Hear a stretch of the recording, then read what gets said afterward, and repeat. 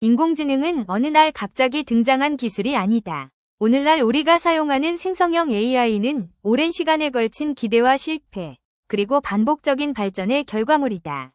이 영상에서는 인공지능의 역사를 태동기부터 성숙기까지 간단히 살펴보고, 현재 우리가 마주하고 있는 인공지능의 임계점은 무엇인지에 대해 생각해보고자 한다.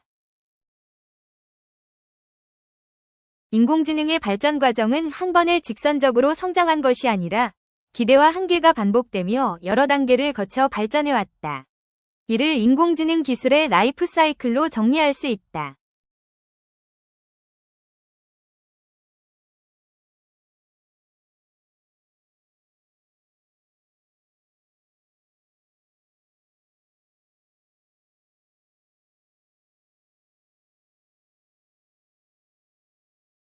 인공지능의 태동기는 1950년대부터 시작된다. 앨런 튜링은 계산기계와 지능이라는 논문에서 기계가 생각할 수 있는지를 테스트하는 방법으로 이른바 튜링 테스트를 제안하였다. 이후 1956년 다트머스 회의에서 인공지능이라는 용어가 처음 사용되었고, 인간의 사고 과정을 기계로 구현할 수 있을 것이라는 기대가 커졌다.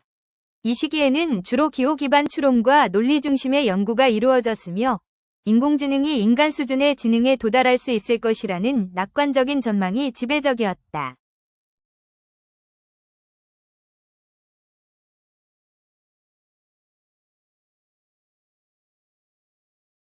그러나 이러한 기대는 곧 현실적인 한계에 부딪히게 된다. 당시의 인공지능 시스템은 실제 문제를 해결하기에는 성능이 부족했고, 자연어 이해나 시각 인식과 같은 복잡한 문제를 처리하지 못했다. 그 결과 인공지능 연구는 기대에 미치지 못한다는 평가를 받으며 투자와 관심이 급격히 줄어들게 된다. 이 시기를 인공지능의 첫 번째 겨울, 즉 1차 암흑기라고 부른다.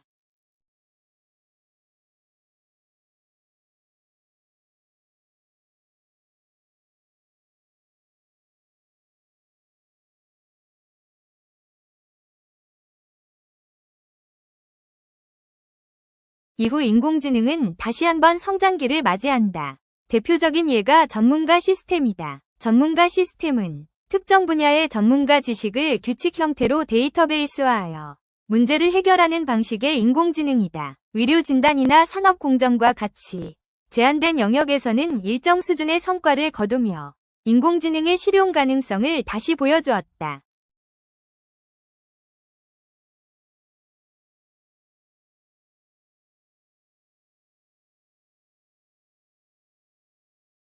하지만 전문가 시스템 역시 한계를 드러냈다. 어떤 지식을 추출해야 하는지에 대한 정의가 불분명했고, 시스템 개발과 유지에 많은 비용이 소요되었다. 이로 인해 효율성 문제가 제기되었고, 인공지능에 대한 기대는 다시 식어가며 두 번째 mamup기, 즉 2차 겨울을 맞이하게 된다.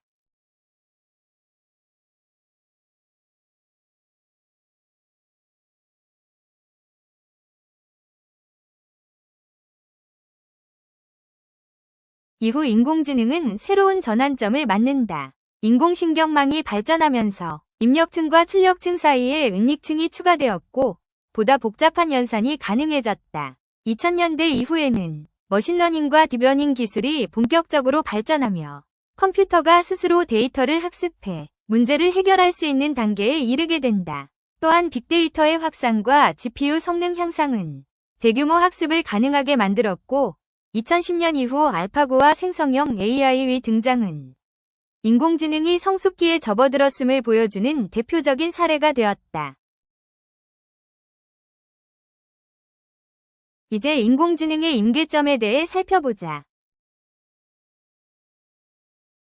임계점이란 인공지능이 인간의 보조도구를 넘어 판단의 주체로 오인되기 시작하는 지점을 의미한다. 인공지능은 방대한 데이터를 바탕으로 패턴을 분석하고 결과를 제시하는 데 매우 뛰어나다. 그러나 그 과정은 이해가 아니라 확률적 계산에 가깝다.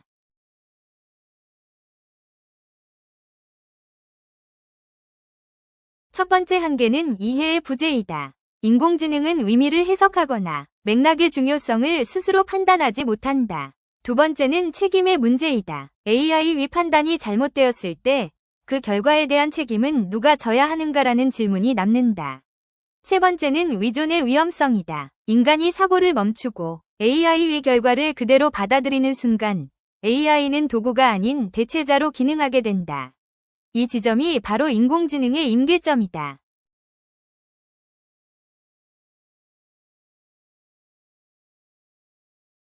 지금까지 인공지능의 일대기와 임계점에 대해 알아보았다. 인공지능의 역사는 기술의 발전만이 아니라 인간의 기대와 선택이 함께 만들어온 과정이다. AI는 강력한 도구이지만 판단과 책임의 주체는 여전히 인간이어야 한다. 인공지능의 한계를 인식할 때 우리는 그 가능성을 가장 건강하게 활용할 수 있을 것이다.